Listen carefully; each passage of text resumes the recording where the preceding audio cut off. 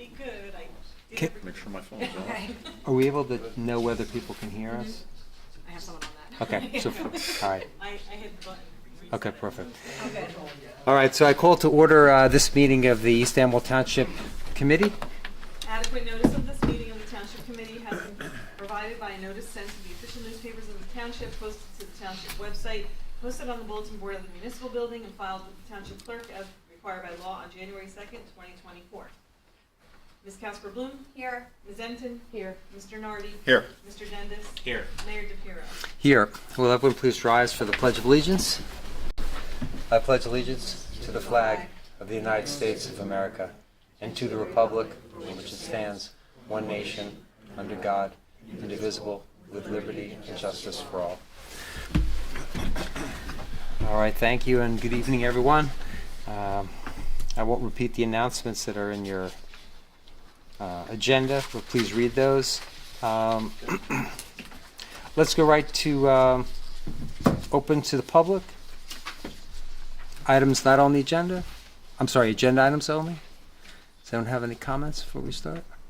Yes, please come on right up to our new beautiful lectern. Designed to make our residents as happy as possible. Get the first one to give us a stand. That's right. You're the plank owner. I'm not sure if I'm in the right spot or not.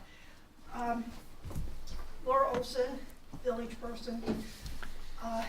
You may or may not know, but I do a town walk just about every morning. So I'm very interested in what is being proposed, thought about, whatever, for DOT changes in the village. So I don't know whether I should be talking now or later, or do you want my comments now? I don't know how you want to handle it. So there, for anyone who hasn't seen it, we have copies in the back of some. You can hear? Sorry to interrupt. I'm sorry. It's good. It's going over? Mhm. I just got a text that it's still set for tomorrow. Yeah, well, I have somebody It's who's live watching streaming it. now? Yes, it's live streaming, even though it says that it's live streaming right now. Okay. All right, so we're good? Sorry, Laura, we're having. Yeah. Well- Technical We difficulties. will- Technical difficulties, Yeah, okay. we want to make sure folks hear from the live feed. So for you and for everyone, we have copies of a concept plan for restriping. So everyone knows, actually we have them also on the web for folks who want to download or watching from home. It would propose to have a stop as you're coming south on 579 and you hit Moms. Right, so you'd have to stop and turn right, which is great for slowing down traffic. It also would propose to have a striping when you're going through the town south and you want to turn or continue onto 179 south toward Lambertville. Right now, it's just a through channel. The proposal would stripe it so you have to turn right there. So again, it would slow traffic down. And so these restripings is just the first segment of what we'd like to look at, besides some flashing signs and some things, traffic speed limits and like. But for now, for DOT, they're willing to work with us, and the county's working with us as well, but we need to at least agree to that concept for the restriping to slow down the traffic so that they can do it before winter, because when it gets cold, they can't do it. So folks can take a look at our restriping concept. We'll talk about it later. And actually, I'm going to invite public comment then, so you're welcome to wait. But for everyone, that's that agenda item. May I just question? Sure. They actually said they're going to consider a stop sign on 579? Yes, it would be when you come down south on 579, you would have to stop, and then at Mom's, and then look left and right, then turn right to go into town. Do you know how many times this has been proposed and rejected? Yes, many, many, many. But we've got good momentum, so Where would they put it, just so I have an idea? Because you said- Mike wants advance notice. So we'll get to this. Oh, I no, promise. no, sorry, I don't need. So right- I don't need an advance copy. Here, it's a That's what stop I here. thought you said. Yeah. Okay. So I would suggest, if you're willing, maybe wait for that item, because I do want to talk to members of the Township Committee and invite public comment at that time, and you can ask questions so that everyone can understand. Well, that just leaves me flabbergasted because, like I said, it used to live there back in the early 70s. And they took it away when they built the new highway. Right. Go figure. Right. Yeah, I will hold my fire Okay. until later. But we appreciate your enthusiasm and support. Thank you. Anyone else like to make a comment before we jump into the agenda? Yes, Francis? And again, on that item of traffic calming, we will have public comment when we talk. It's not about the striping of it, but Yep. it's for the concept, since we have intermittent and limited policing, to have a traffic camera there. We'll get to that when we get to that. Okay? 'Cause it's not on- There, right, because again, with the DOT, these concepts takes a long, long time, but we have the ability to get right into some immediate bang for the buck, and then we can continue with discussions of signs and speed limits, cameras, etc. Okay. So, Yeah, okay. yep. I don't want to cut you off. We just have a full calendar, and we will be dealing with this item in depth. All right. Anyone else want to jump in before we go? Okay. Without objection, we're closed to the public. So before we go to approval of minutes, I just want to say we've got a number of folks who are attending here tonight, including the mayor and construction official from West Amwell, which we appreciate, gentlemen, coming. I'd like to turn to that one then, and we'll get back. I want to hear from the rescue squad. Those folks are here. So let's jump on the agenda to the resolution for construction. That would be 11 and resolution 2024-121. So let's go to that so we'll be timely for our guests. So this is a resolution authorizing an amendment of the Construction Department Shared Services Agreement between the townships of East Amwell and West Amwell. So by way of explanation, this resolution would amend the current shared services agreement that we have with West Amwell Township for construction services. As everyone is aware from our previous meeting, we conducted an end-of-year evaluation of construction services. At the last month's Township Committee meeting, we invited a representative of the State Construction Office to attend and provide information about the services that the state provides in this regard. We also heard from residents and contractors that use construction office services. After that, we had some good meetings with representatives from West Amwell and worked up a potential amendment to our existing shared service agreement with West Amwell for those functions. The potential amendment would provide for what we believe is a substantial benefit to our residents and would be a win-win for the two municipalities. Some of the highlights would be better communication and responsiveness, and a direct line of communication, more detailed reporting, both in the monthly and year-end reports, customer service studies so residents and contractors can provide feedback, and the parties can be informed as the process is working, as well as a reduction in the fees that East Amwell must pay. This would be a benefit to our taxpayers because it would mean there's $5,000 that we wouldn't pay annually for the services. Those services that West Amwell is providing would be compensated through the permit fees that they're charging. And by way of Al's review of the charges that are made by West Amwell, those seem very similar and in line with what the state's charging, which is frankly lower than many other municipalities. And in addition, West Amwell's construction office is a bit closer to East Amwell than the state's construction office, which some of our residents and contractors told us was an important matter to them. So that's a summary of what we have put into a proposed amendment to the shared services agreement that we put online for folks to take a look at. So questions or comments from members of the Township Committee? Yeah, just following up on Dante, I ended up getting the Edmonds report and everything footed out from 2023, and Gail's providing me that report every month, but it's more for Township Committee people and the mayor.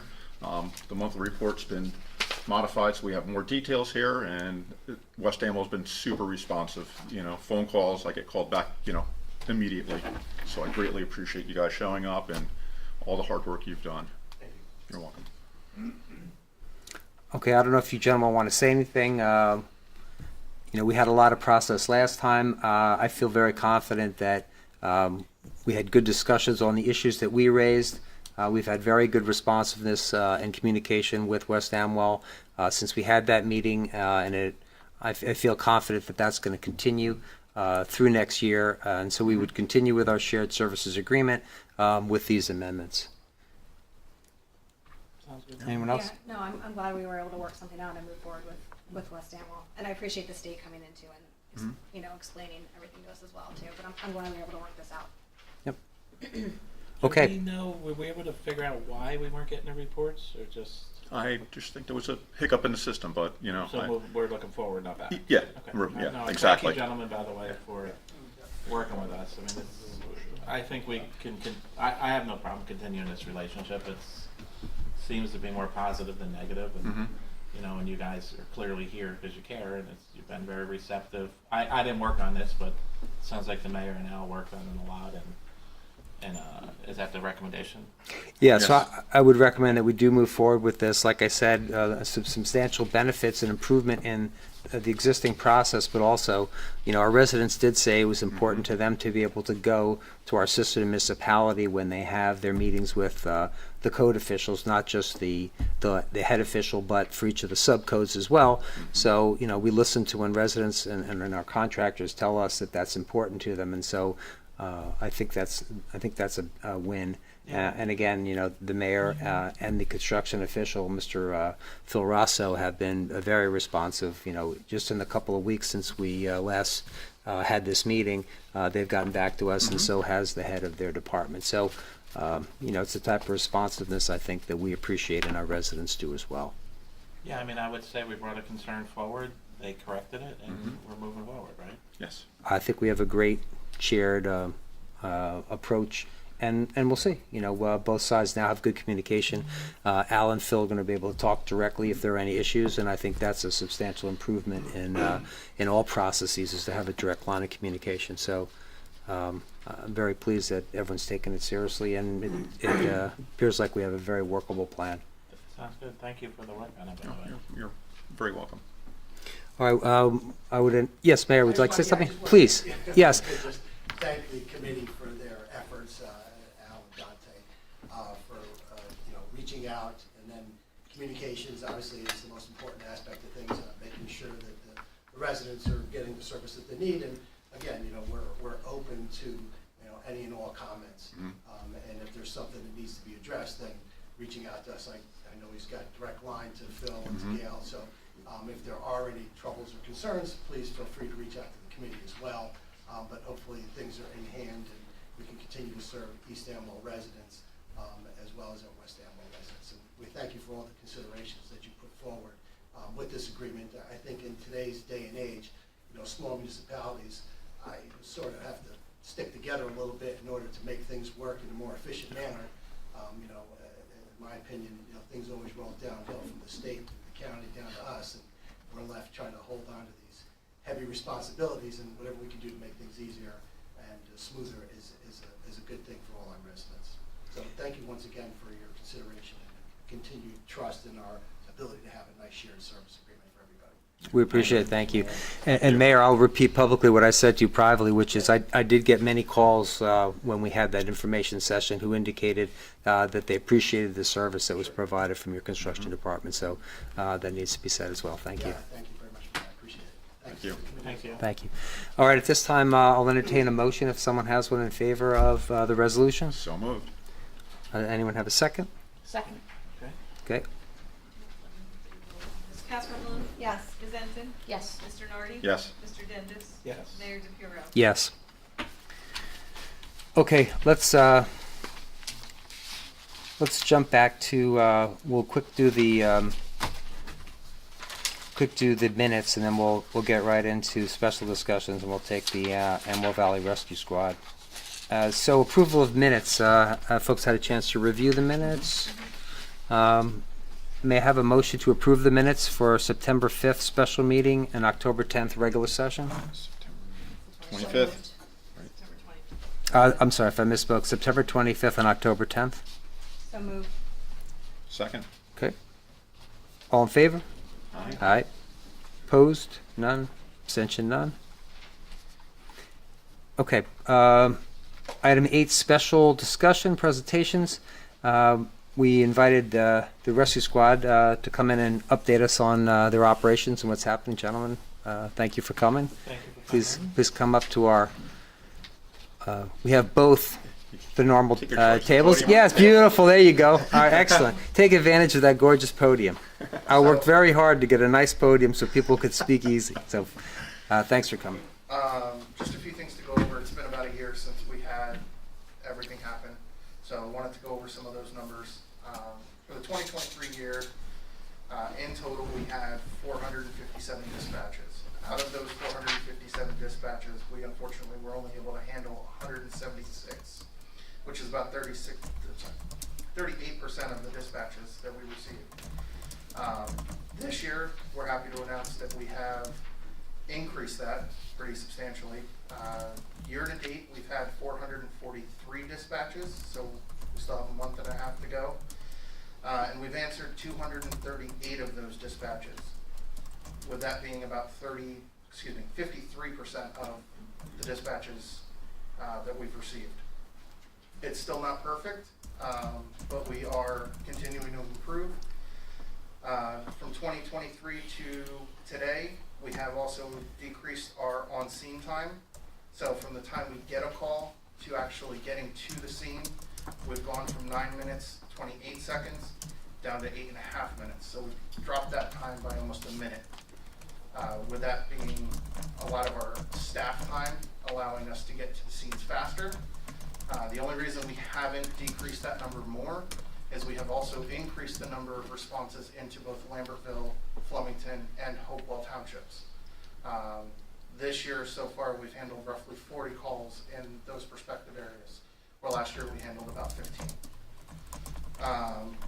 The other thing just to note is our out the door time, so from the time we get the call to our ambulance rolling, was decreased from 2023 being 4 minutes and 7 seconds. This year we to date have gotten out the door in 2 minutes and 34 seconds on average. So we've dropped that by almost a minute and a half as well. We do still have more to go. We're not at 100% answering our own calls. We are still relying on our mutual aid. I'll let Ethan talk about that a little bit more. But we have new members still coming in. We still have 3 EMTs that we're working on clearing. One is very close, so we're hoping to continue to increase our committed time and our staff time more and more as we have those members available. Does anyone have any questions on stats? How, out of the 443, how many of them are in East Amwell? That's about 400, I guess, if you handle. No, because we do include West Amwell and Delaware Township in Okay. those stats. I don't have the exact number. I can pull that up and I can email you that. So where are we at with, we talked about contracts with Flemington. I understand that's been done, right? Yeah. You have a report on that? Okay. So I'll save it for you, I guess? So I can actually talk about that if you'd like. So we actually secured signed contracts with both Flemington and Lambertville. You have, okay. Yep. All right. And that includes a compensation for them both in that agreement, in both those agreements. Okay. And that compensation is coming from us. It's not Yeah. affecting the town. Yeah. So it's a per incident basis. So we reimburse them $150 during in Daytime call, daytime right? call, 200 and a then night. $200 per call at night. Yeah. Is that sustainable, you think, financially? So it's an incentive for us to continue to grow, and we will. Right now, we are handling what's 70. Since June, we've increased our handled calls up to 77%. Yeah. But, I mean, basically, year to date, though, it's 50%, 53%. Correct, because okay. during the beginning of the year, we were still only doing 36 hours. Increasing Understand. our committed hours, we've been able to handle more. So are you guys, again, are you guys still confident that that's the way forward, like the full volunteer, 100% of the calls, 100% of the time? Is that the way forward? At this point in time, we're still trying that, and we're Okay. seeing success. It's slow growth, but we feel we're moving in the right direction still. Would I be correct in thinking, and you guys can correct me if I'm wrong, that are we the last rescue squad that's full volunteer in the county? That's not hybrid or any? We are not. There are other agencies that are still fully volunteer, but they have coverage from other areas. What I would call a hybrid, right? Like some kind of hybrid. They're in a similar situation where we are. They have someone else coming in and helping them, but their department themselves, they're fully volunteer. So I guess for me, right, and again, I know it kind of got a little messier than it needed to last time we met. My biggest concern from day one when I got here was our partners walking away from us, right? We've been open and clear about that. It sounds like now we have a written agreement with them that seems to work for them. I've heard from Flemington, I've heard from Lambertville. Last I heard from Lambertville, did the contract just get signed recently, I guess, in the last days and weeks maybe? Yes. Okay, because Lambertville told me they were waiting on it. Language between lawyers and professionals and stuff like that, which I'm sure that got messy. What happened with Hopewell? Where are we at with Hopewell? Because it's that corner of the town that we've all been concerned about, right? That Hopewell was going to try to cover for us, but did that fall apart? Hopewell hasn't fallen apart. It's still complicated. Unfortunately, if it is not a ALS criteria call or a more significant call, they are not sending their paid staff to help us. Only their volunteers will help us on the less significant calls. We've been fortunate where they're getting out the door most of the time. However, I've been working with Lambertville and Flemington to try to cover that area and unfortunately remove Hopewell from the equation. So there is no concern at all. Okay. And that has been a conversation I've had with both chiefs. Have you worked out any of that with I guess when we were meeting, we were calling it like the boxing issues where who responds where? Has that all been ironed out? It has been with the issues that were raised at that point. That is what we're currently working on to see who would cover the area that is covered by Hopewell. Okay. So those boxes are still being worked on.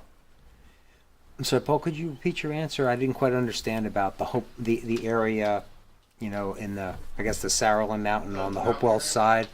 So how basically, because my concern all this is, are we making sure that we're protecting our residents? So can you tell us what the protection is for residents on that as you work out whatever's going on with So that what's happening right now is if we are not staffed, Hopewell is getting dispatched.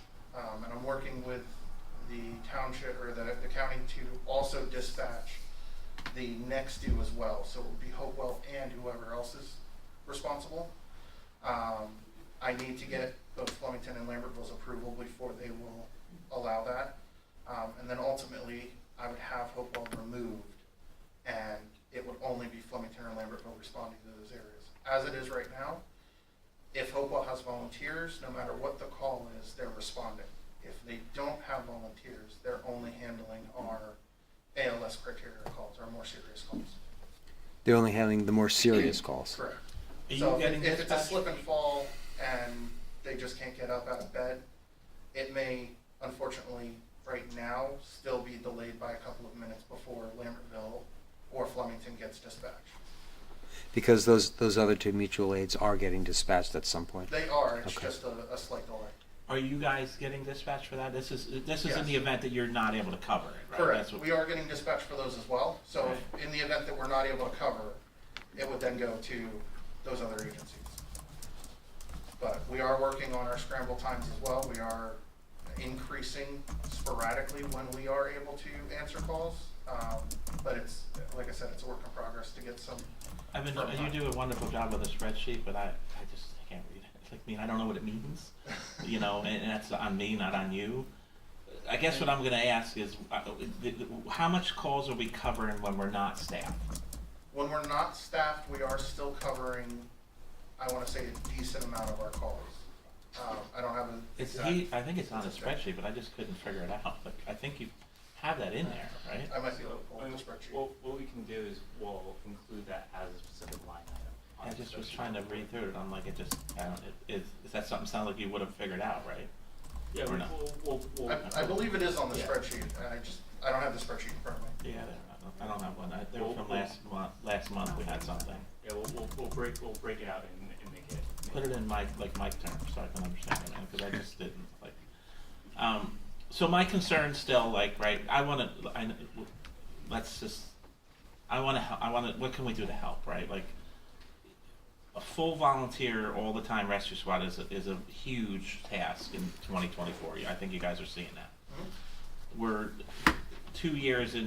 almost 2 years into these conversations, and it sounds like things are getting better, but we're still at like 53% of our calls, so we're relying on our mutual aid. I mean, I'm glad to see there's signed contracts now, which I'm sure made them happy.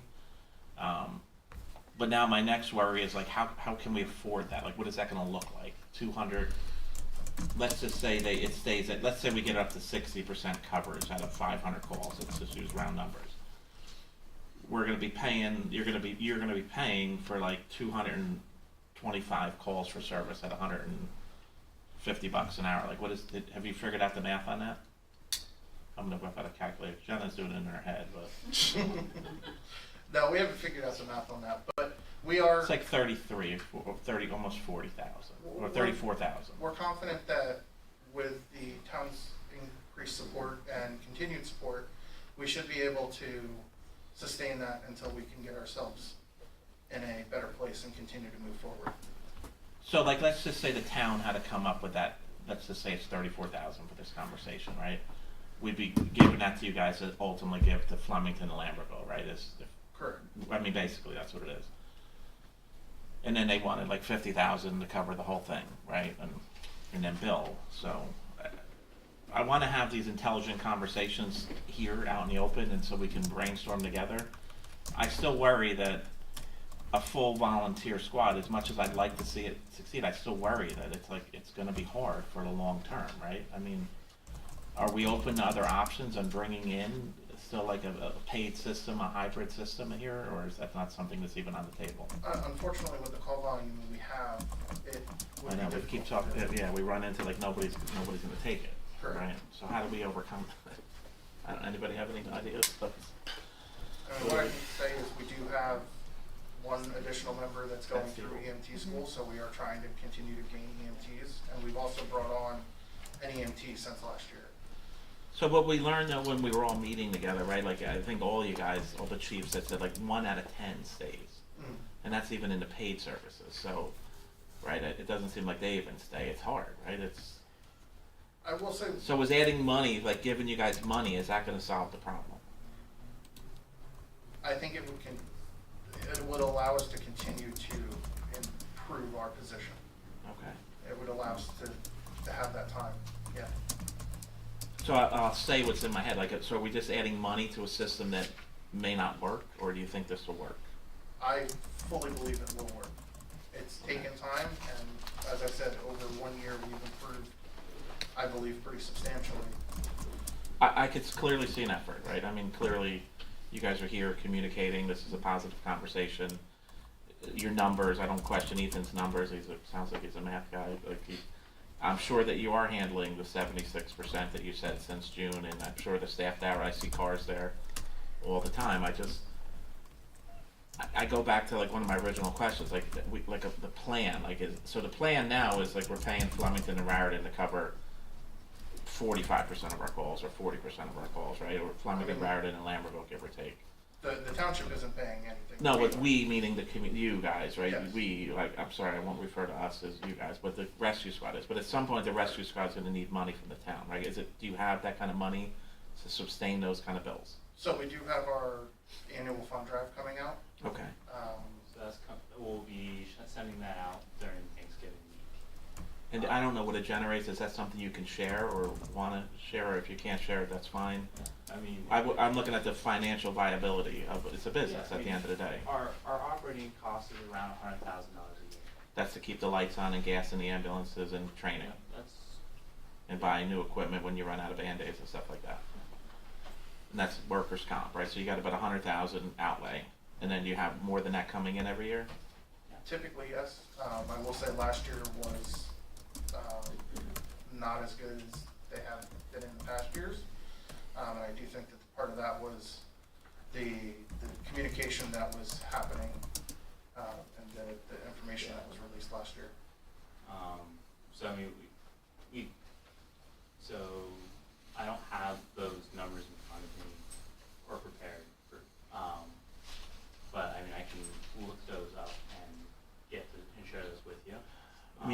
the numbers, like if Or- this is financially viable? That's, I guess, that's a, we're For talking the about something revenue else. from our fund drive. Okay. Is what for 2024.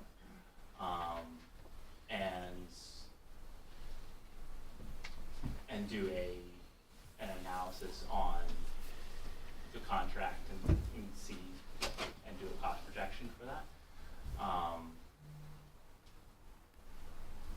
Once the fund drive goes out and we see what how it's doing, then I can get a better picture of what we're looking at. So now the township's gonna start doing its budget for next year. Are you guys gonna make a formal request for money? I haven't seen anything yet. Maybe you have, or I don't have you guys? know. I don't know if we have yet either. Is that what you typically do? Make a formal request for funds? Historically, no. It just shows up? Yeah, actually. I know there's a I line didn't item realize for a that certain we- amount of money. I didn't know if there was a formal request or not. No, Okay. typically the township, I believe, gives 25,000 a year. Somewhere in that ballpark, yeah. I've seen 25, I've seen 30, somewhere in that ballpark. But if the township wants us to make a formal request, we can.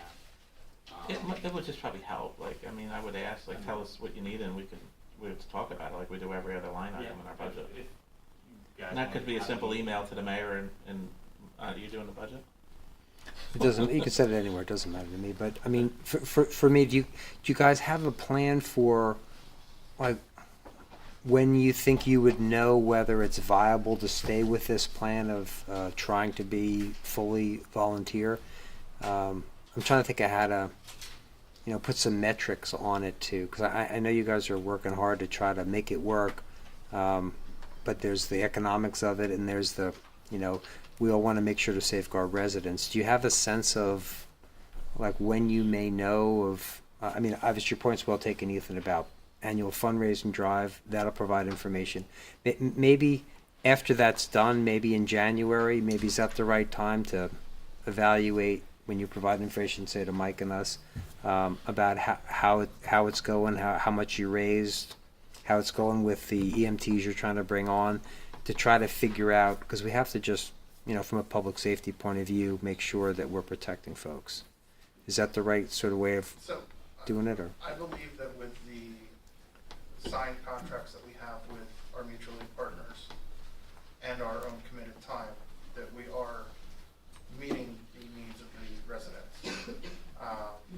I would say that from a personal point of view, if we start faltering and aren't able to continue to improve, that would be my first thought of maybe this isn't going to work, maybe this isn't viable, and we do need to look at another alternative. So I guess where my question would take us to, because there's no question you guys are trying, right? And a lot of volunteer organizations are trying. And we have a system, now have a safety net in place, right? We now have a signed contract with two, let's call them paid organizations that are gonna be our safety net. But that comes with a cost, right? So at some point, if let's say your ascent goes down a little bit, like how, it's gonna cost money, so where's that money gonna come from? That's what I'm getting at. Like, if you guys decide, like, you can't do this, like, how are we gonna have, Flemington's, they're gonna come, but they're gonna start racking up a bill, right? They're gonna start, like, eventually that bill's gonna come due, right? I assume. So we pay both, so the contracts we pay monthly. So they bill us, they invoice us every month. Okay. And the Just doing some contracts also have a built-in reevaluation period every year. So we evaluate how we're doing in June every year. So we will reevaluate how we are across the board with for that sake of that contract with both organizations in June. So I'm just from running math on my calculator, I'm gonna say something that may sound funny to you guys, but if I take 450 calls and times it by 150, and we paid that whole entire amount to Flemington, that's only $67,500. You guys could take the year off and save $33,000. Right, I know I may sound funny and like silly from here, but if you're paying $100 to keep the doors open, right? And 450 calls times $150, if my math is right, that's So- $667,500. That only covers the daytime calls. So Large let me majority make of our it- I'll calls make are it in 200. the evening. That's 90,000, if I made it all nighttime calls. So I guess there's more conversation to have, I right? mean, granted, I mean, that price that they picked is a partial reimbursement of their cost. Right, because they're billing to make up, they're billing, we know, that's They're no billing, secret, right? right. That's- So, I mean, that price that they gave us, what is not meant to, is meant to help us out, but still also to recoup. Right, but yeah, we know it costs money for them, they're coming there. I mean, it's not nothing's cheap about EMS. That's it. We've all learned, I've learned a lot, I've known most of this, but if you, those guys are struggling, it's $1 million to keep their doors open. You know, you guys are at 100, they're at $1 million. Payroll's not cheap. Yeah. All right, I appreciate you guys coming, so I'm not sure exactly Well, where you have some I mean, questions. so, well, I mean, I don't, does anyone else have questions? Yeah, Yes, I have a but- question.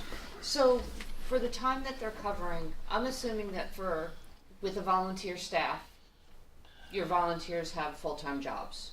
So your volunteers are, you're covering the Friday to Sunday, you're covering a lot of nights.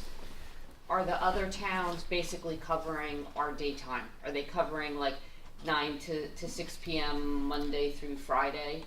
And like, is there a way for that to change if you're 100% volunteer? So for the most part, right now, they are.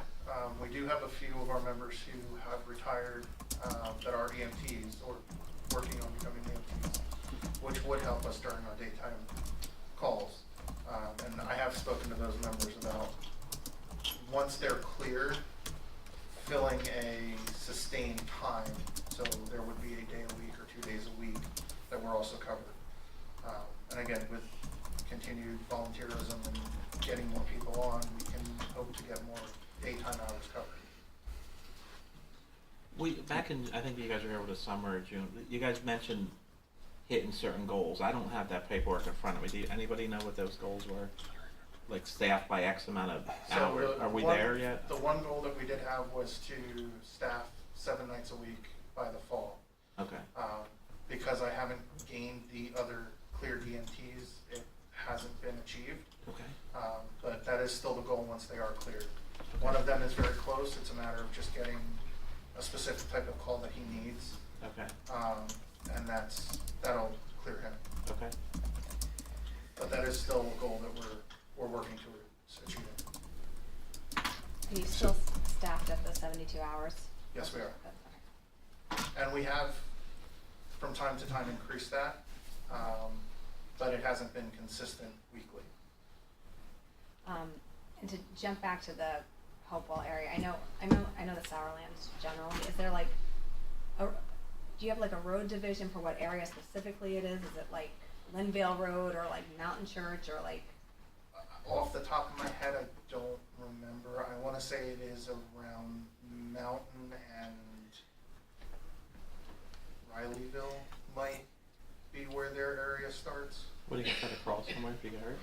Yeah. I'm just curious how big the area is. Their because area it is sounds not like- that large. roads. Their call request is not that substantial. Okay. I'd say on average, it's a couple of times to maybe a handful of times a month.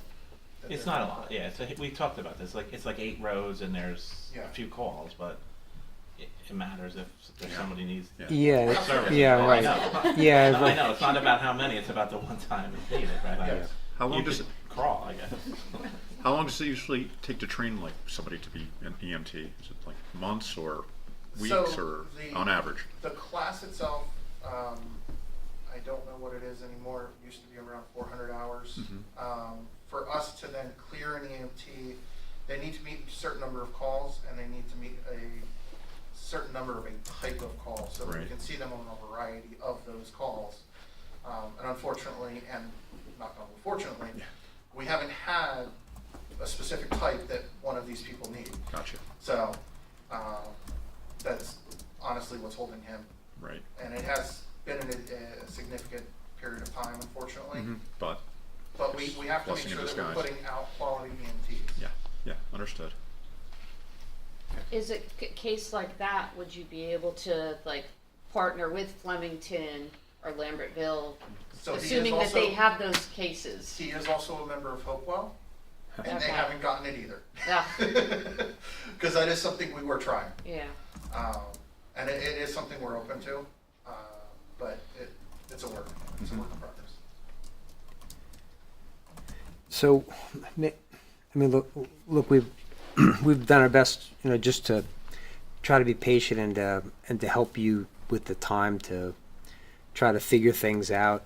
And it seems to me like, we can do that a little bit longer, and let you pursue this. I think, Ethan, it's a good idea if after, your year-end fund drive, maybe in January, if you can come back when you guys join us again and tell us how you're doing again operationally and financially, because we'll have that new information. And then I'll also ask you just to let us know right away if at any point, coverage from whoever isn't able to be provided, or if financially you're feeling that pain, Paul, that you were talking about and thinking, may not be viable, because we have to have those kind of pressure points so that we know that we're providing this service to the residents. And I know you guys have those mutual aid contracts in effect, so I appreciate that. So I think it gives us time to do that.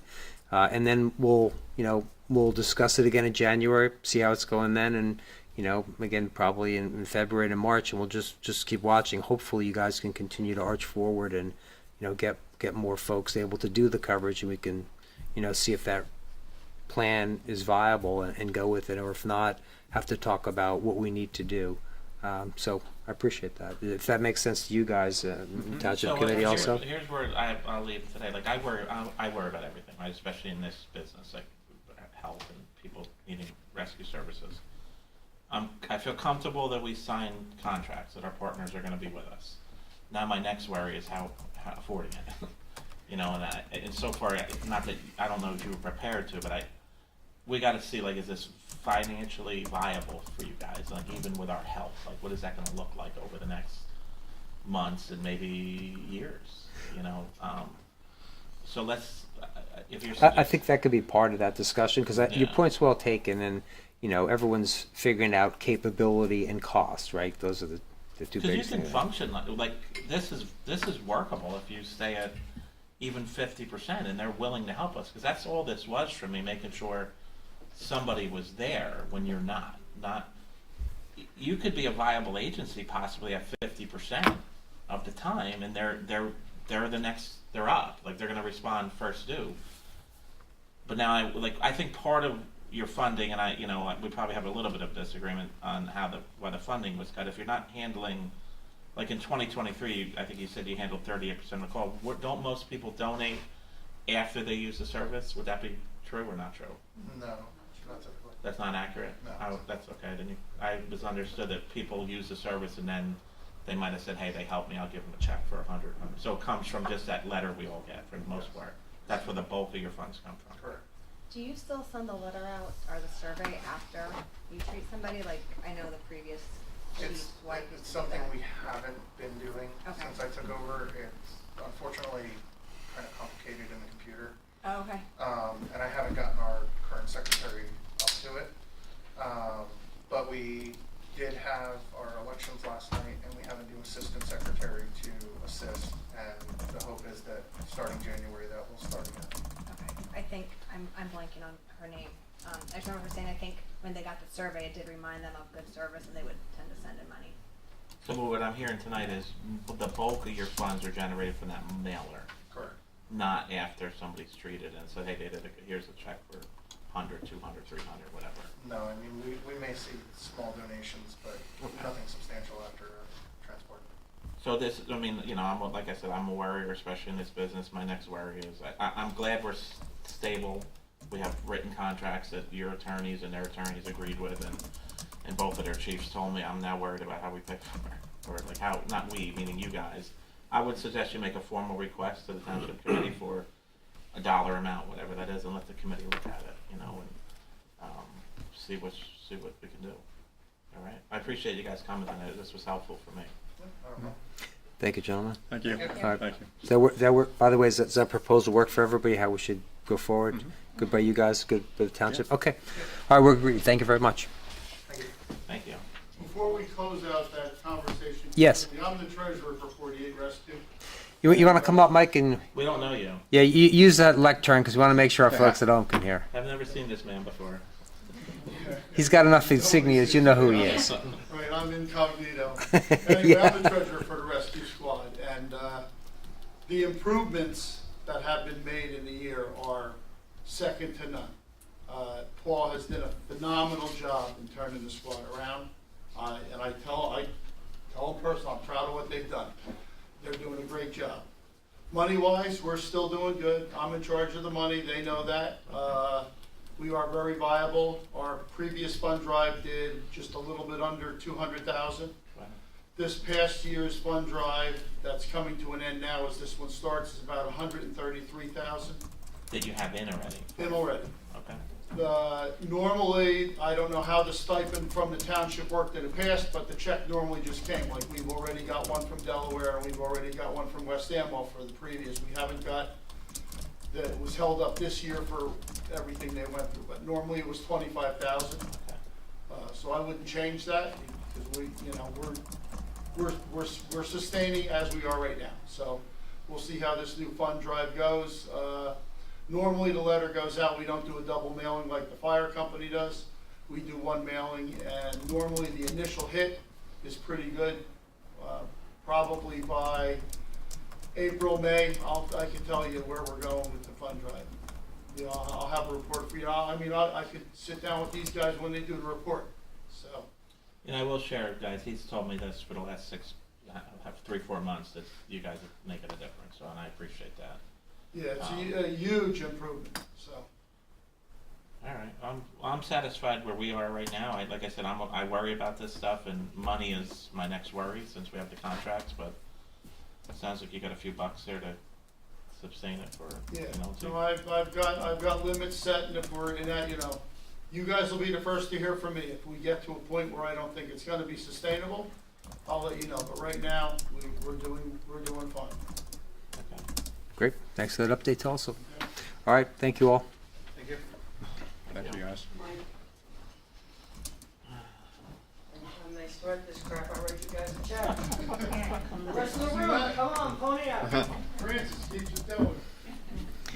Okay, let's, we're going to continue on the hit parade here because I see I've got all of the RVAC, or most of them here, and the chair of the planning board as well. So I'm divining here that we should go to traffic calming next. So let's jump to that on the schedule. So that's also under item 8. All right, traffic calming for Ringo's Village. All right, so update and possible action. So the update is I met with representatives of NJDOT and the county again, and received the support of both of them for traffic calming in Ringo's Village. As discussed at the last Township Committee meeting, the first item on that agenda is traffic restriping, including where 579 and 179 intersect at Moms, and where they separate again across from the firehouse to continue south on 179. If folks haven't looked at the drawings, the sketches, please look at that.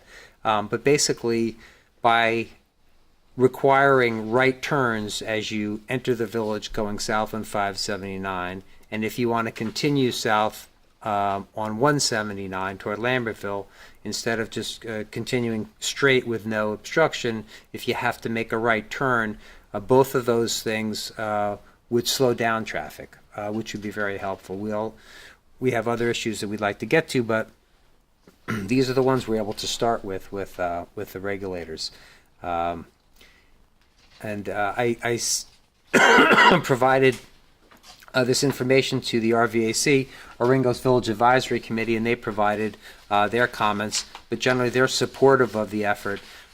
They, like me and the Township Committee, have been concerned about speeding traffic through the village, and historically we've not gotten a lot of audience from others that we need to depend on in terms of putting traffic calming into place. So this is an exciting development. the current status is that the state and county engineers I've put together to have their technical discussions about things. But I want to get input tonight because there's a short window of opportunity to move forward. Because as I said initially, restriping would need to get done before the winter comes. And we're starting to get cold already. So let me start with the Township Committee to see what questions those folks have about this. And then I want to open it up to the RVAC folks and members of the public to comment and give suggestions. So we just got this drawing recently. Yes. So those like narrow rectangles, those are crosswalk markings. Is that what those are? It's kind of that's on. Where are you looking? Well, the two next to like in front of mom, and then the other one farther down on one side. Is that a crosswalk marking? That white. Looks like a bridge. It does Yeah. look like a bridge, yeah. If you're looking right in front of Carousel, that's a crosswalk, right? That's an existing crosswalk. So what you'll see on this drawing, if you're coming down on John Ringo's Road south, but what's drawn in is where the car has to bend a little bit to the left and stop. That's what that drawing is. Just talking about that. Yeah, this is an existing crosswalk That's at crosswalk. Carousel. They look like crosswalks, so. Yeah, and there's crosswalks there, yeah. They're crosswalks. So Jenna was asking about the crosswalks across there, and this is only parenthetical because it's really not part of tonight's discussion. But I've asked the DOT about our options for putting in some flashing lights where there's that crosswalk in front of carousels. Also, the possibility of having push buttons. So if you're a pedestrian wanting to cross and you push that button, it actually stops the traffic. So again, more measures that we can do. There's some cost implications for these things, but they're going to send us more information. But again, that's sort of round two in the vision of how to do this. The first is, getting this restriping done so folks would have to stop coming south on 579. And again, if you look at the second drawing on page 2, you see there's across from the fire department, there's an existing kind of triangle that's painted in the road.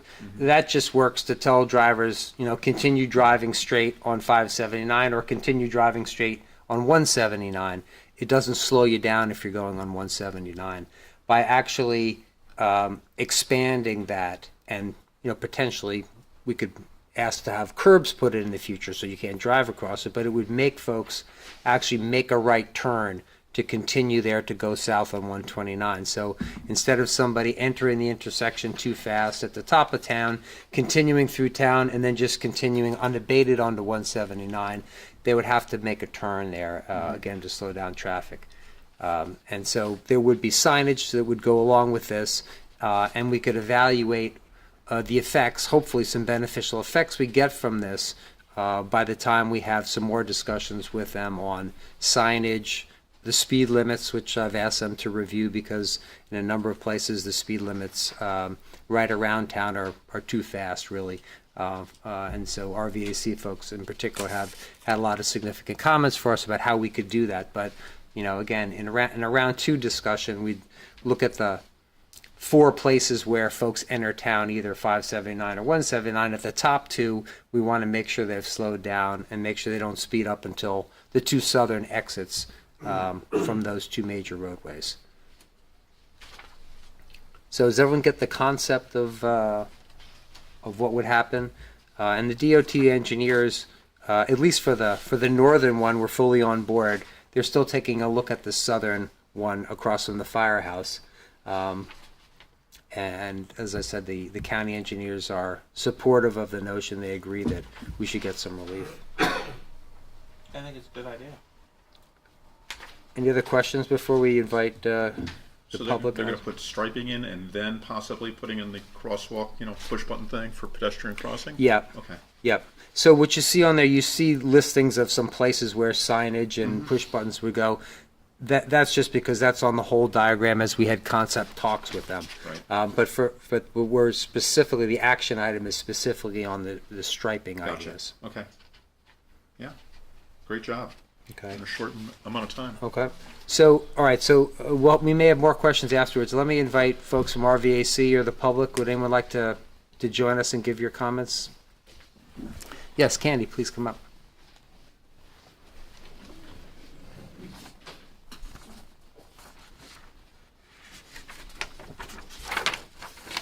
Thanks for your work on this, Dante. I drive through that intersection, needless to say, all the time, and when I drove here tonight, it looked like they'd already started restriping. I'm not aware of it if they are, but Yeah, and it looked like they're just restriping it where the old stripes had been. that wouldn't make sense, but I don't know. Yeah, it could be a bureaucratic thing. If so, it's, That's kind of what I thought maybe, Yeah. but I thought I'd bring it up. yeah, well, we still need to decide what, so overall, are you in favor of us doing this kind of restriping to reduce traffic speeds? I am in favor of it. You know, my concern is once the senior housing is built, we really need to slow that traffic coming down the hill off 31 into 579. We don't want to lose any seniors. So that's one of the Yep. places I think it would be very advantageous to have one of the push button things. Yep. I worry about the seniors not walking down in front of the firehouse to go across to walk back. I think, Francis, you brought that up originally. Yeah, but that's where they're, at the firehouse is where the new entrance is going to be, so this would align with that. And maybe if those plans could get coordinated. Yeah, I think so. Again, down the road, you know, the senior housing won't be in immediately, but part of the concept would obviously be to make sure that there's safe crossing there, and again, signage and things. So, yeah, and you know, we already have signage which alerts people going passing the grit yard, but we probably have to do some other things. But at this point, you know, trying to deal with the striping because we have an where folks are saying they're willing to move forward for us. I need to be able to give them a go forward if folks are in agreement. Right. Thank you. Yeah, and perhaps the applicant, you know, for the senior housing can talk to our planning board and they can, you know, have some discussions about keeping it safe. Yeah. It's paramount.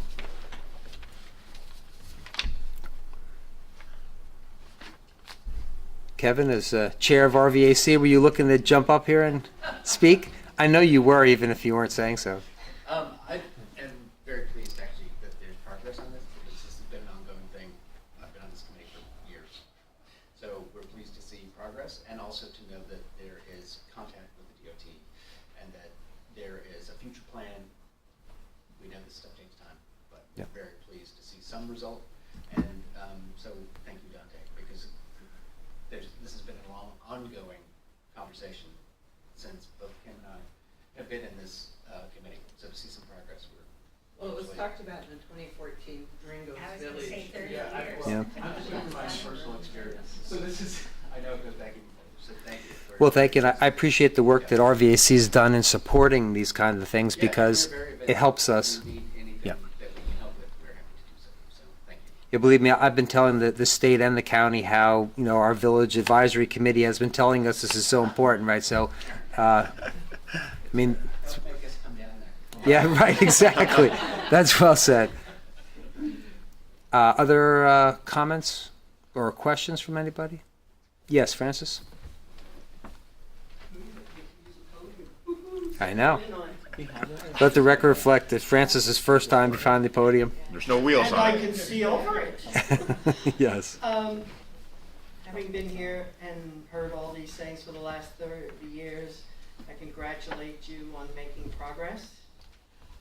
Having come down John Ringo Road and played chicken with getting up to the point of making a left onto Wurtsville Road, there is an issue that may not, logically, it makes sense to put things at corners and at right angles, but the reality of sight lines and sight distances and the idiots coming down Old York Road trying to make it, and the others that you might need to advance it, or to have someone maybe from the county come out and measure some sight lines and sight distances and do some traffic calming on Old York Road so that whether it's a stop for them too, or an alternating or a blinky, but also coming down 31 because they're flying.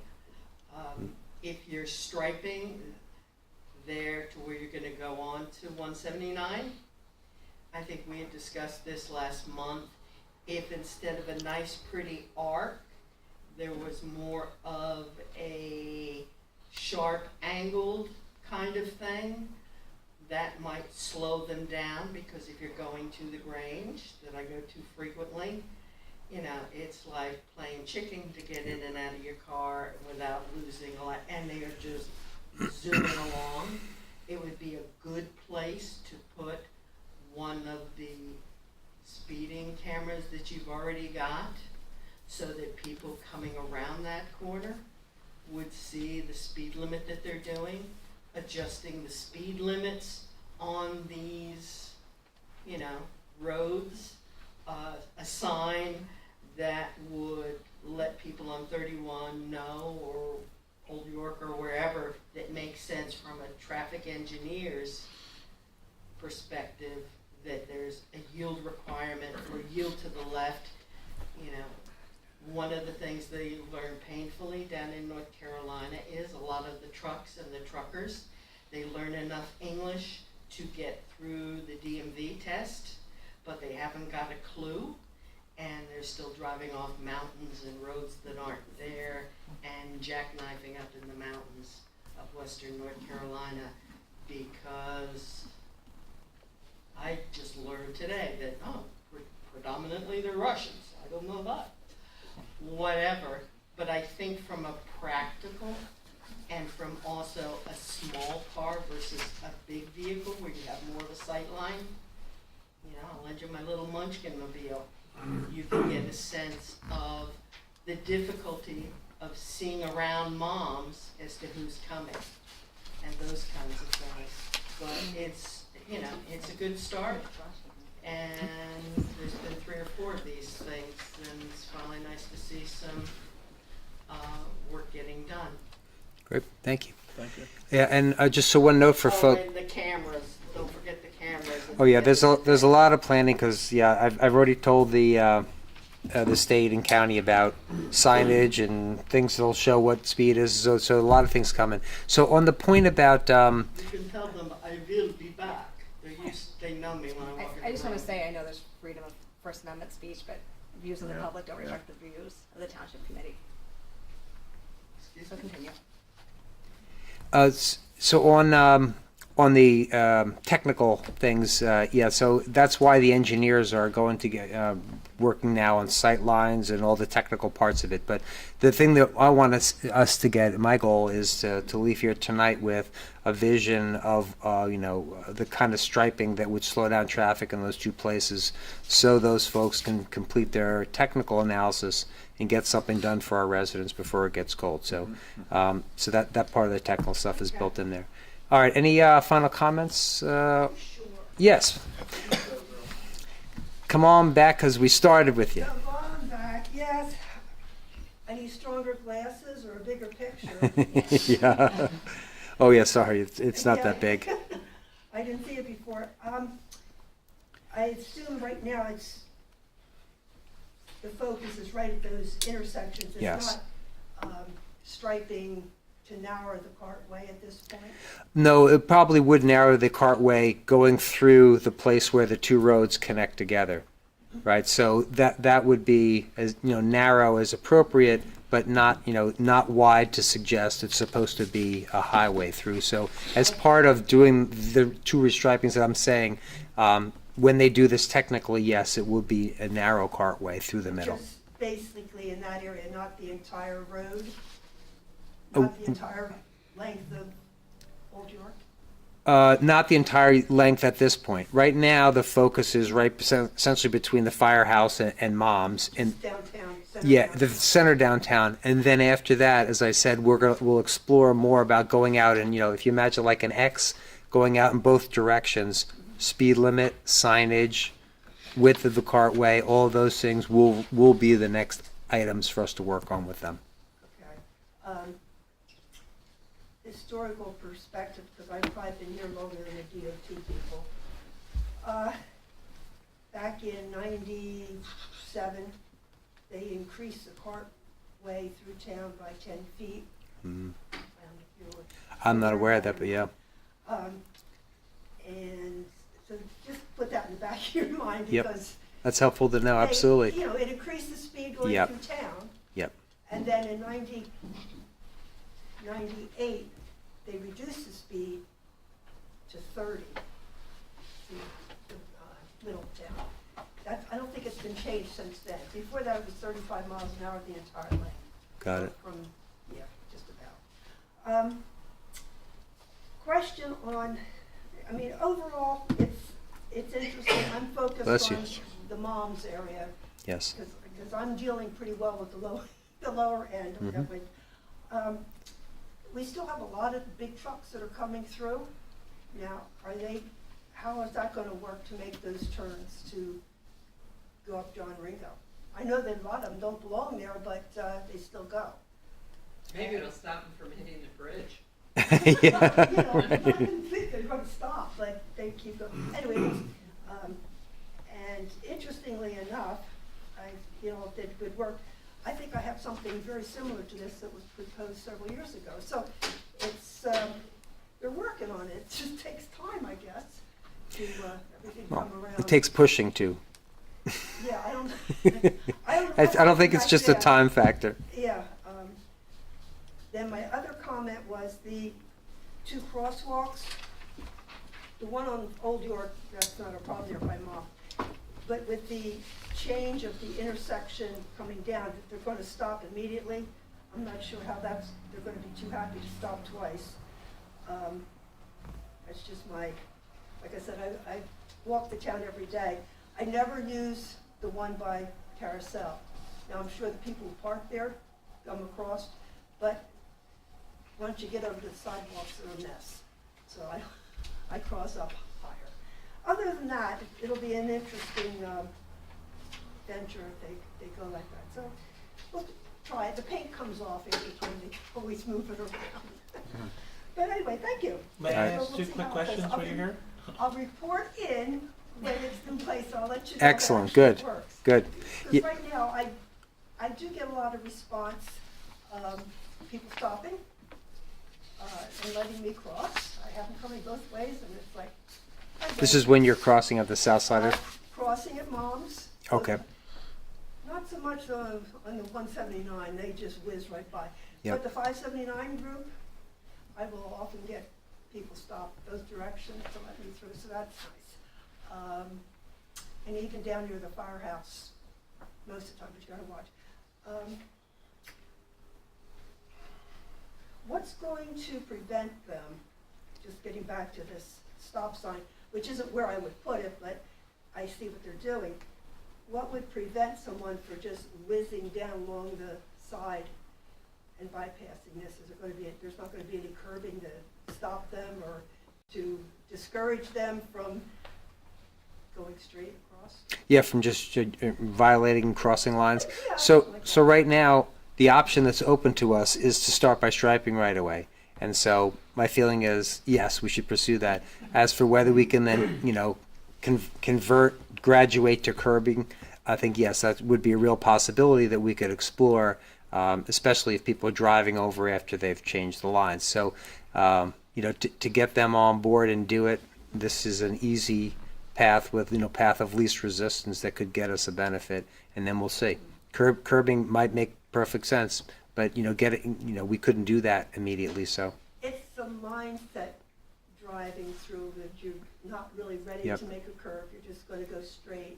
Yep. And that's where I've seen 2 vendors, not actually happen, but right when I heard the crunch, as I was walking down, and it's like, that's right there. Yep. So that would be the only kind of iffy place. Well, that's why, if we can get a green light to proceed in this kind of direction, that'll give us an ability to have the rest of these conversations with the technical folks from both the county and the state on all sorts of issues like that, because, they have their requirements, and we obviously want it safe, and if things need to get remarked or special marking for a difference, we'll need to insist on those kinds of things. We'll see what happens next. All right, thank you Can very I much. just ask you one question before you go? Sure. You mentioned something cartway. I assume that means the width of the road, they widen it. Okay, I figured that. you mentioned you walk all the time, 'cause that's something I'm gonna talk about in new business. What is the condition of the sidewalks in the wintertime? Do people shovel them over there? No. Okay, They are a mess. thank you for sharing. People plow the driveways and they pile on either side. That forces you out into the roadway or climb over the mountains of snow. Okay. Sometimes it's stupid to go out to walk, but it's like what you need to do. And there are some places that are very well taken care of, and then there's great big stretches where no man's land. Thank you.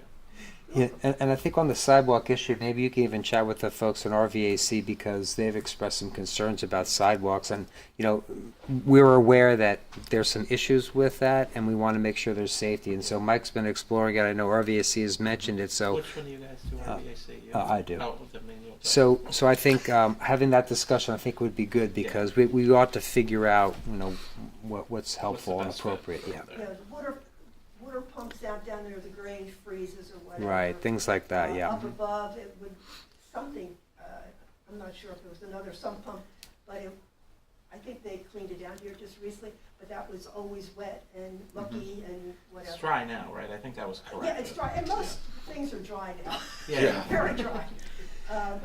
So let's placeholder that. But if you continue that discussion with them, because they've been expressing the same concerns in RVAC, and then if that's something we can deal with, because we don't want anybody, you know, slipping and falling in ice or having issues. The town's responded to deal with the issue that was there, but still structurally there may be some other things. So Also, the issue of sidewalks on Birdsville, which I know are really a county probably, but I think it was a combination between the township and the county when they put it in.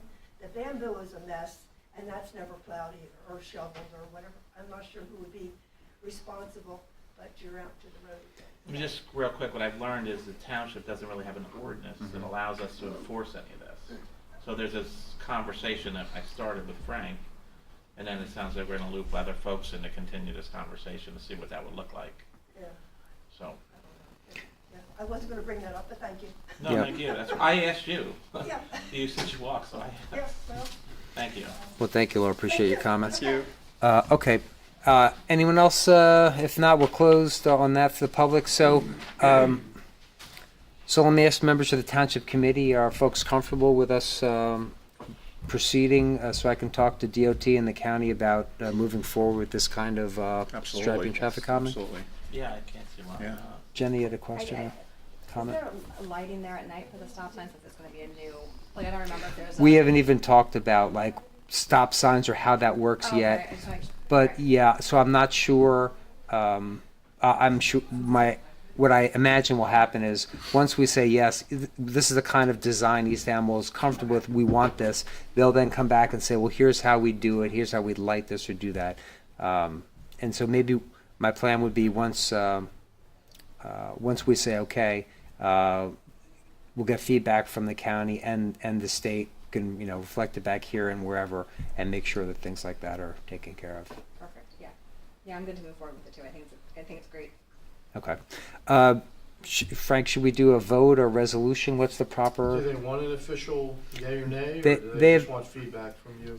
They have not asked for an official pronouncement, but they want to know what the town wants to I think do. you can just tell them. Okay.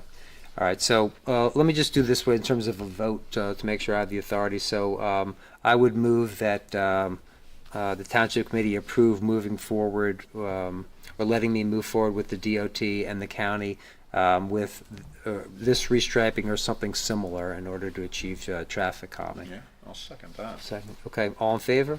Aye. Opposed? None. Abstentions? None. Okay. Thank you, and thanks to members of the public and the RVAC for contributing. And Tam, you didn't speak up, but you contributed as well. Thank you.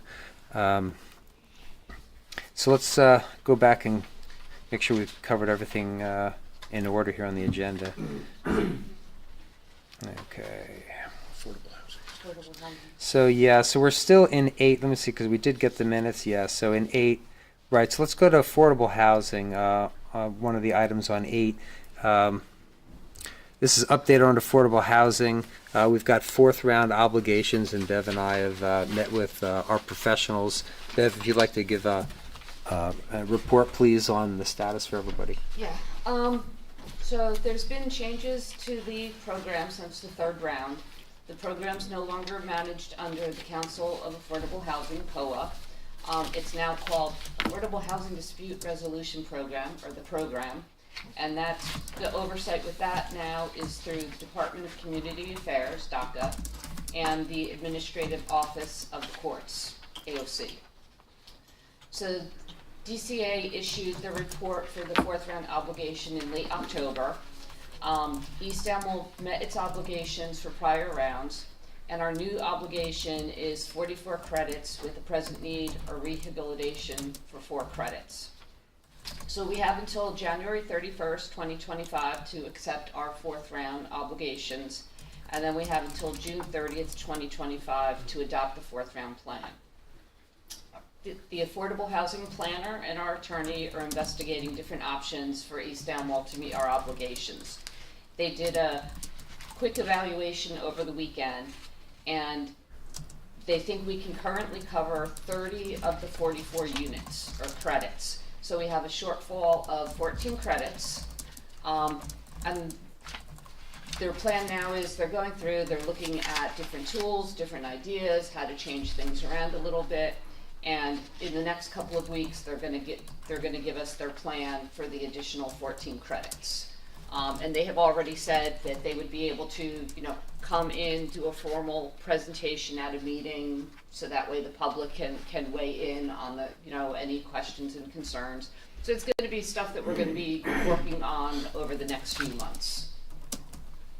But that's the general kind of overview without getting into, like I said, there were a lot of different ideas tossed around, but nothing's really been worked out yet. So because they still have to look and see how the numbers fall with different options.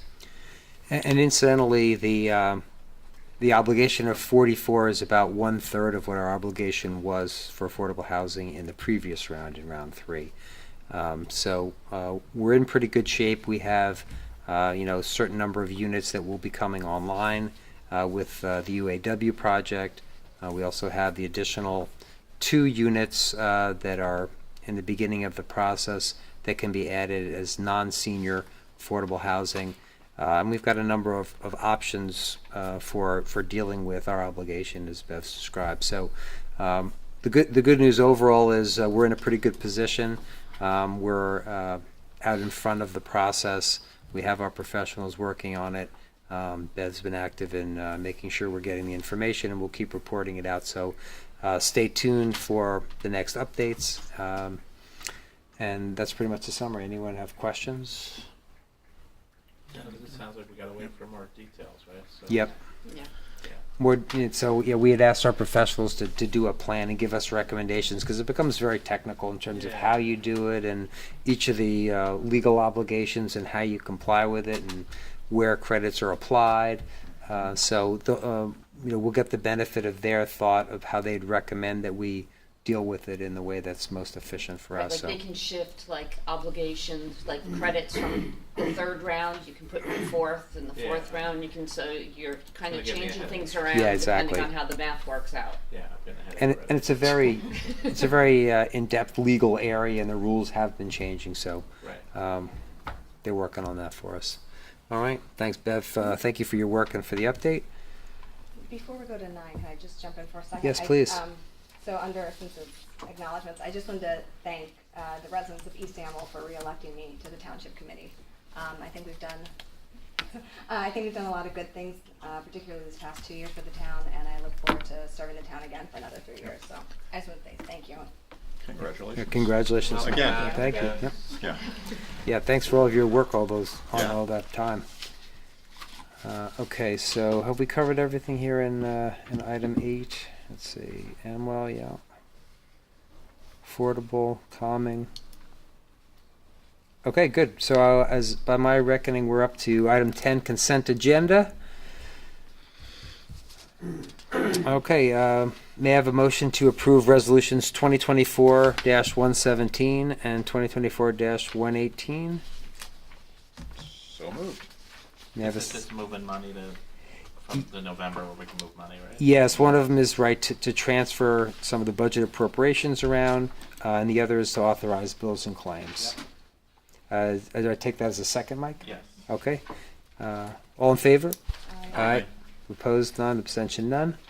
Ms. Casper Bloom? Yes. Ms. Ensign? Yes. Mr. Nardi? Yes. Mr. Dendis? Yes. Mayor DePiero? Yes. Okay, other resolutions, item 11 on the agenda.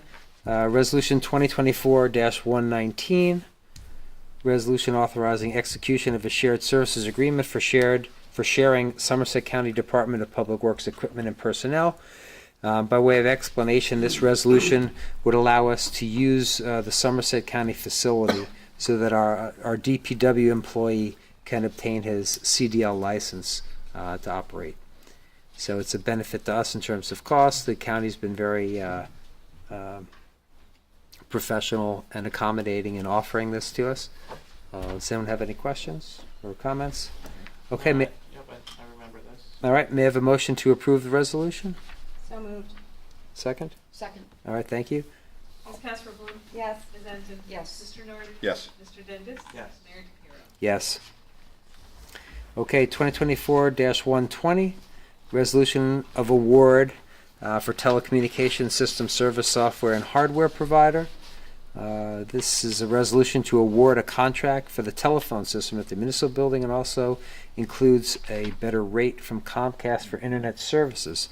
The old contract was signed in 2019 and has expired. Who's the right person to report on this? Is that you, Linda? Am I the right person for what? Yeah, to report on the details behind this? Yeah, it was just, the old clerk had gotten a 5-year contract with X Telecommunications. It was expiring in August of 2024, so we had to go out to bid again.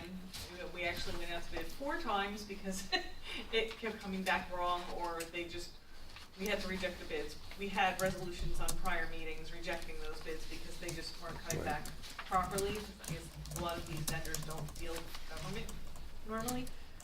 So now we have a good one.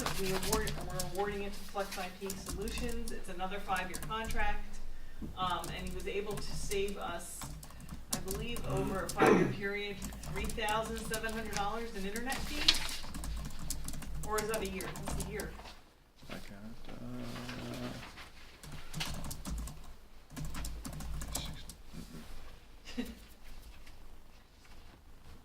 I mean, the savings we're over not 5 good years with is math. 15 grand, right? Oh, Yeah, I think According to it's this sheet. $3,700 a year.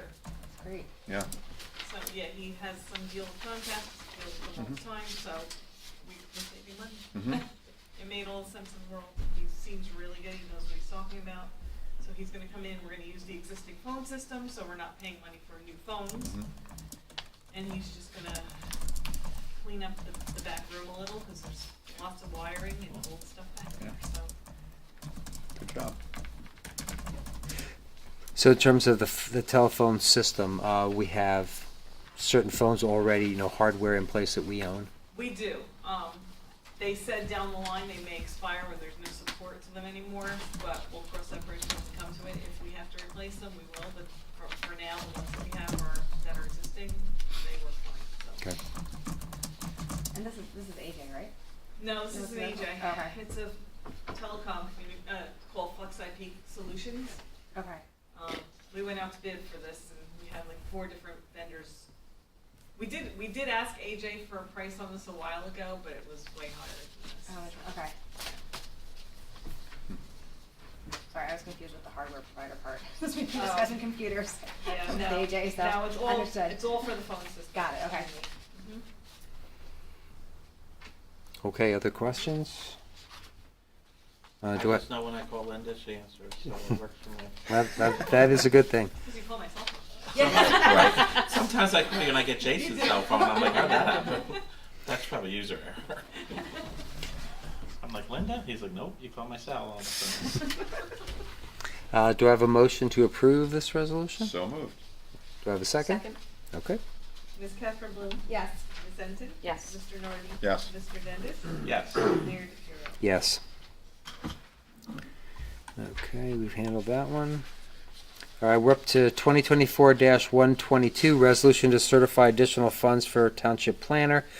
So this resolution is necessary for additional funds to be appropriated to the township planner. And this is to perform the substantial amount of work that's required of the township based on the Affordable Housing Round 4 obligations. That's for the housing element and the Fair Share Plan, again, both mandated by the state of New Jersey. The township had budgeted $4,000 for the town planner. That amount has been used. We're going to have additional work, I know for all the reasons Bev described, on round 4. It's required for the state's issuance of the new round 4 obligations and our required follow-up. So this would be a budget allocation that would allow this additional work to be done, and will only pay for work as it is performed.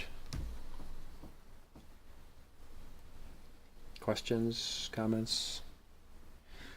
All right, may I have a motion to approve the resolution? I can make a motion. All right, thank you. May I have a second? I'll second that. Okay. Ms. Kester Bloom? Yes. Ms. Enton? Yes. Mr. Nardi? Yes. Mr. Dendis? Yes. Mayor DePiero? Yes.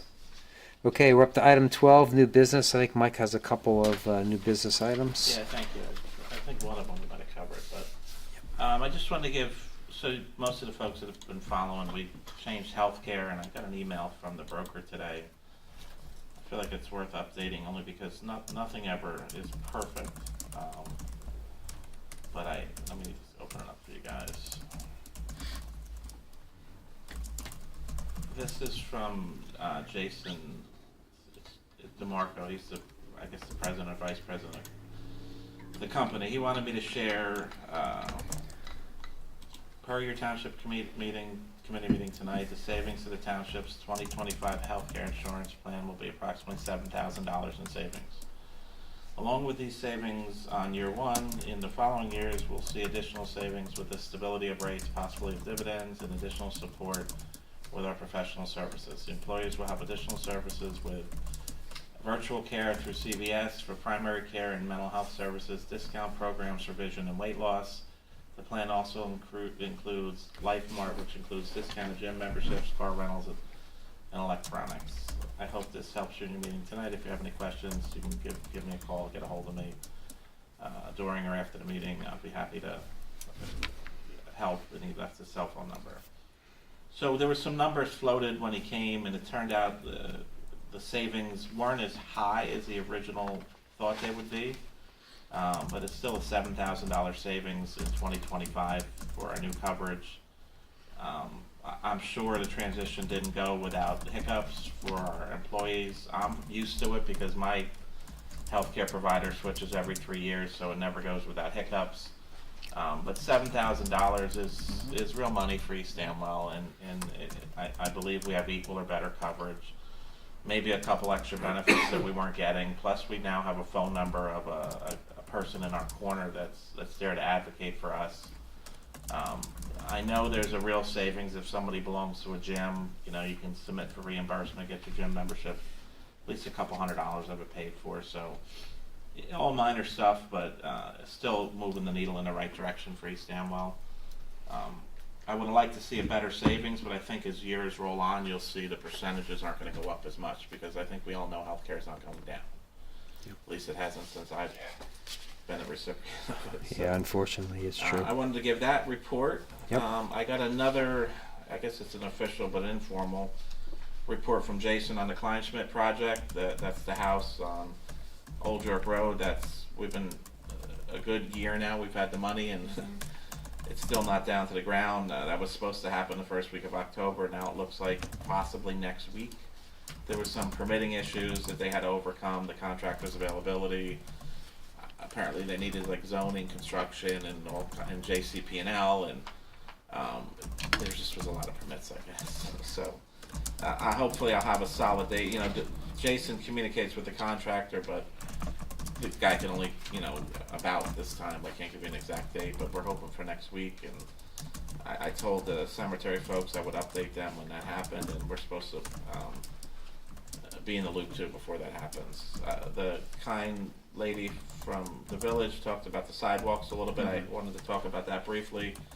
After the last incident came up about the debris on the sidewalk with the slippery spot, I had asked Frank to take a look at what we have for an ordinance. Not so much. There's really no means of enforcement. you know, I think that's a conversation that we need to continue to have. Frank prepared a couple things by email. What we have now, then he prepared, I think, Flemington's, showed me Flemington's and West Amwell's, and then suggested we work as a committee to see if something fits for East Amwell. I do like Dante's suggestion, two of us working with Ringo's advisory to see if there's something fits. I was afraid of what that, I think she left, but what she reported about the snow in the village doesn't get cleared. I know where I work that you had to clear. You know, the resident had to clear the sidewalk in front of their house. So we have to look at what all that means here in East Amwell if they're living there already, and then we impose this type of ordinance on them. We have to have that conversation and see what that means. Jason, a couple months ago, we approved funds to provide heat for the bathrooms. That looks like that's going to happen soon, again within a week or so, possibly before Thanksgiving. It turns out that the number's a lot cheaper than we had hoped, or what we had budgeted for, I guess. Somewhere in the $5,000 range, give or take. I don't want to put that number as a fact, but it's not anywhere near the 15. And then I got Al knows this. A friend had, when a resident had brought up somebody from our Parks and Recs come forward about wanting a sunshade. For the playground. You know, the numbers are a lot of money for East Amwell. A friend had forwarded me a grant opportunity from DCA. Yep. He's looking out for East Amwell. I forwarded to Al. Yep. Al realizes how difficult it is. Yeah, I started the process to apply, and it kicked me back out because it seems like the CFO, the mayor, and Linda are the only ones with access. So I already bugged Linda, and I'll be popping in the office and stealing her laptop after she logs on. Easy the last couple I was involved in, but the engineer did it for me. Yeah. I'm gonna give it a whirl. What the heck, right? Can't hurt. Learning process. So hopefully there's an opportunity there for us to get this money for this sunshade or something else, maybe more. I don't know what the numbers are from this particular opportunity. No, thank you for that. So hopefully we could do something with that. Appreciate it. That's the 3 or 4 things I had to update. Great. Yeah, I think good news for residents on all those fronts. Those are all good things. Just a quick calculation based on what we talked about today with healthcare, the construction, the phone. That's a $17,000 savings we just talked about. So that's kudos. Excellent. That's the right direction. Yeah. All right. Anyone else with new business or updates? We're still waiting to hear from the county on the other. It's not the deadline hasn't come where they issue. Okay. You know, we have other grants out there that we were awarded that the committee's going to have to discuss in the future. Jason said there's about a 2-year window on it, and that's the North Hill money. That I've had some informal conversations with residents that live over there.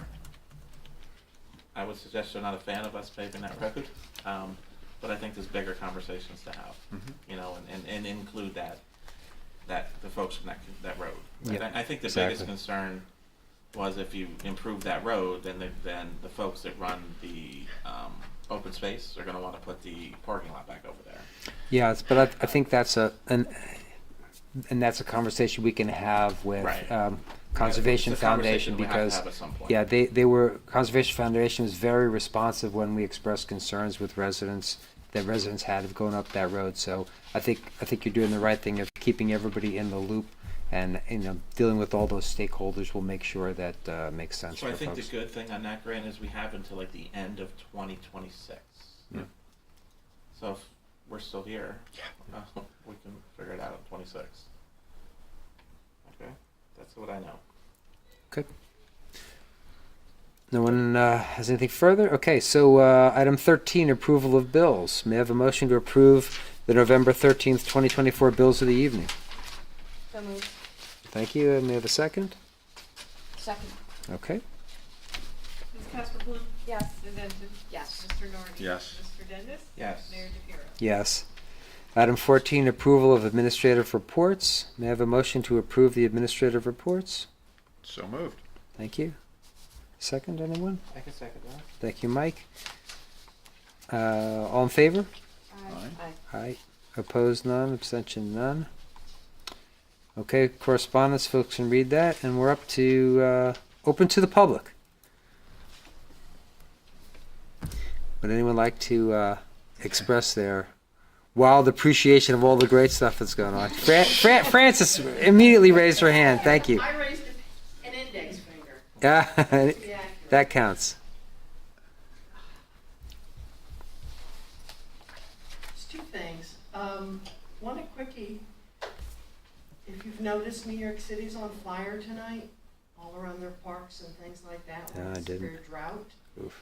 And I don't live in the Sourlands, but I would be afraid if I was. And some outreach of common sense to folks about fire risks, and also considering some short-term and long-term solutions to reduce the fire burden that's out there of all these dead ash trees, but also the ones that have been cut down and piled next to the road, waiting for somebody to flip a cigarette. I don't know, you know, years ago it used to be people could go around and they would get stuff picked up and taken to the graveyard and all that other stuff.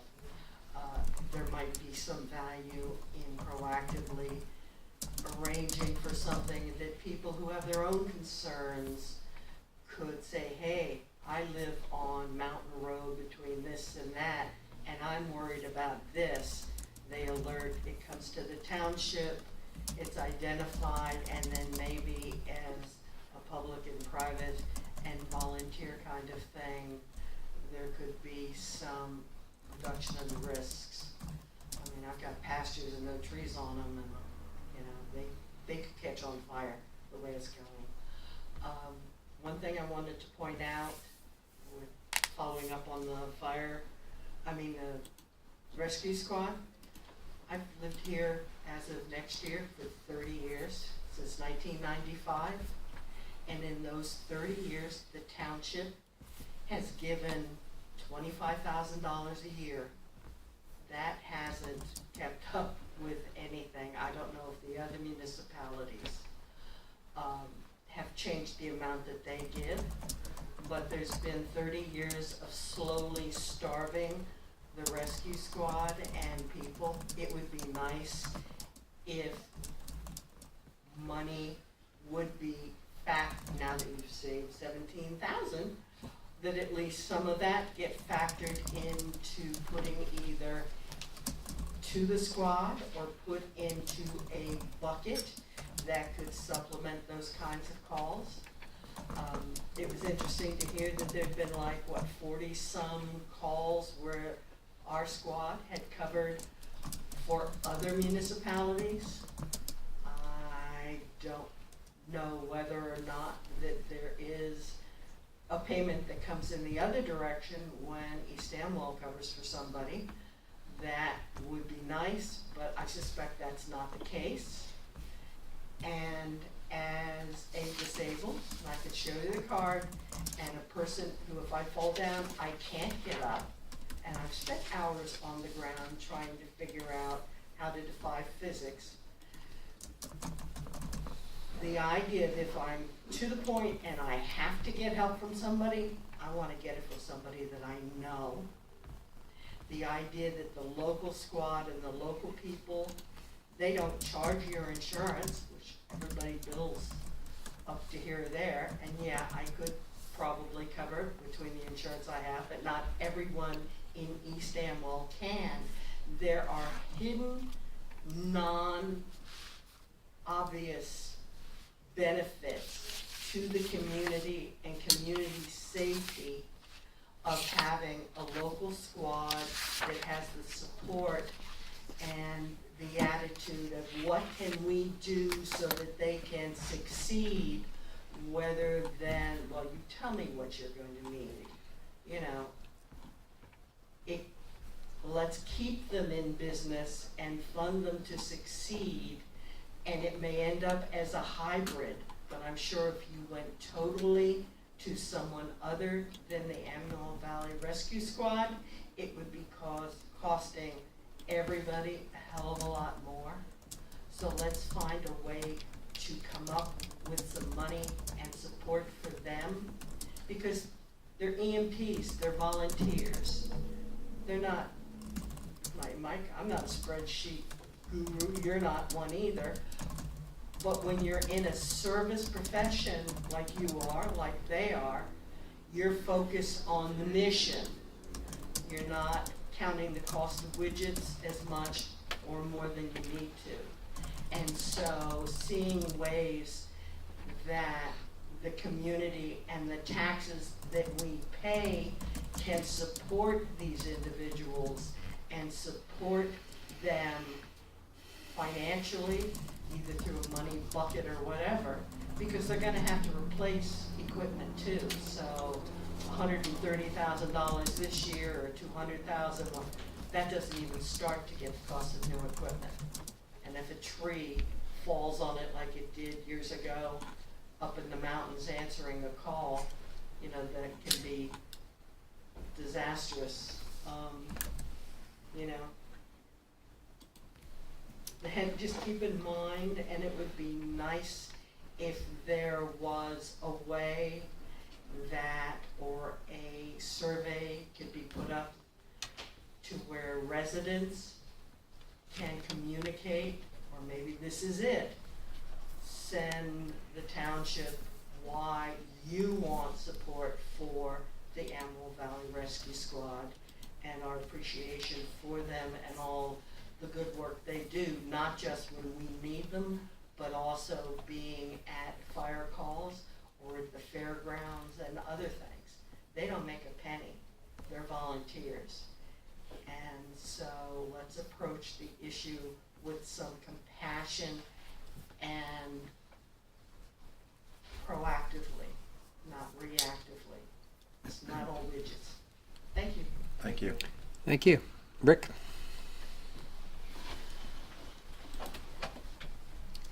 Just a few, Rick Wolf, here in East Amwell Township, just a few quick things. First, it's not correct that the amount that was paid to the rescue squad over the last 25 years was $25,000. That is not at all correct. Before I got on the township committee, the number was actually higher. And the folks that preceded me on the township committee cut it back in an effort to encourage the rescue squad to start billing. They actually cut it back to the point where it was below 25,000. And then in 2018 or 2019, we restored it and brought it up to the 25,000. People are hurting today. The stock market may be doing great, but middle-class America is hurting.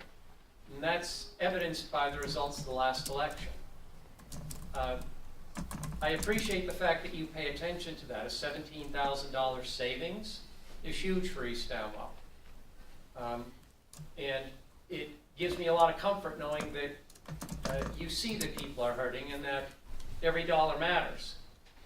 I wish the Board of Education had the same attitude, and I'm hoping that in light of the results of the election last week, and 4 new members will be joining the board, those 4 members will be as fiscally responsible as you are, and recognize that residents are hurting. The rescue squad itself said they don't need additional money from the township. That's not what they're looking for. So throwing additional money at the rescue squad isn't going to solve anything. It's just going to result in people in East Amwell paying more taxes, and a lot of those people are already hurting. So I wouldn't rush to throw more money at the rescue squad for a variety of reasons. On affordable housing, one thing to make clear to the residents, the fact that our obligation is 44 does not mean that East Amwell has to build 44 units. In the last round, there was confusion about that. Our obligation was 88 when all was said and done, and residents thought that meant we had to build 88 units. We don't. All we have to do is give a developer the opportunity to construct 44 affordable housing units. That's what your plan will do, create those opportunities. So people don't panic and think that we have to build 44. We don't. And with what we have already, they already think we have 30 covered, which drop us down to 14. So yes, it's even but it's not, like you said, it's not building units, it's what we have already covers a lot of our obligation. Right, and agreeing to allow Region 9 to build the affordable senior helped a lot, both numerically and perhaps more importantly in the goodwill that we build with the folks who care about affordable housing. We managed to fit 22 units in a single building. That could easily have been 5 times 22 on a development on a farm. Because if a developer wants to come in and do a development, they just have to devote 20% of the development to affordable. So take 22 and multiply it by 5, that's 110, which means a developer could have come in and put up 110. And as long as the developer dedicated 22 to affordable housing, we would have had to allow the development. So which would you rather, 22 units in a single building in the Ringos Village, or one of our farms being converted into 110 home development? To me, that was a no-brainer. That's why I thought when people were resisting this development, they either didn't understand the economics, or I think some of the resistance was driven by other motives, which I've talked about previously. But in any event, we are in much better shape, I think, than most of the 560 municipalities in New Jersey when it comes to affordable housing. We are in much, much better shape. And from someone who doesn't want to see East Amwell develop, that makes me feel really good. One more point. Congratulations, Jenna. Thank you. And congratulations to your husband who got elected to the board, Thank you. who brought in the highest number of votes of all 9 candidates. I'm sure his good looks and charming personality had something to do with that, but all kidding aside, you guys do a lot for the community, and it's nice to see that the residents recognize that. Somebody asked me a while back to give them a non-political response. Why am I a supporter of Jenna? And I said, well, if you want just one reason, and there are a number of them, your moral compass. You have a really good moral compass. It points in the right direction. You want to do what's best for the town. You're not looking for accolades. You're not looking to line your pocket. You're not looking to do things for donors to your campaign. You have a really good moral compass. And Jason does too. And I'm really glad to see that both of you are successful. And I know you're going to continue to do great things for the town. And I hope someday you decide to go on from East Amwell to something bigger and better, because I think you could do great things for New Jersey. So congratulations. Thank you. For the time. Who got more votes? Thank you. Anyone else like to speak? Okay. Without objection, we're closed to the public. One thing before. Yes, adjournment. please. Yeah. So I ended up getting a letter from a person, and the letter was very positive. However, he didn't provide his return address or phone number or anything like that. So if this person is watching, please look at our township website and get back to me. I'd love to answer your questions and give you a tour of the municipal building, but it's a shot in the dark, but I had to say it just in case you're watching. But thank you for the letter. It's appreciated. Excellent. That's it. Anyone else have anything for the evening before we move to adjourn? Going once, going twice? Sold. Okay. There being no further business, may I have a motion to adjourn? So moved. All right. Made by Al, second by Jenna. All right. All in favor? Aye. Aye. All right. Thanks, everyone. Thank Thanks you. to the members of the public.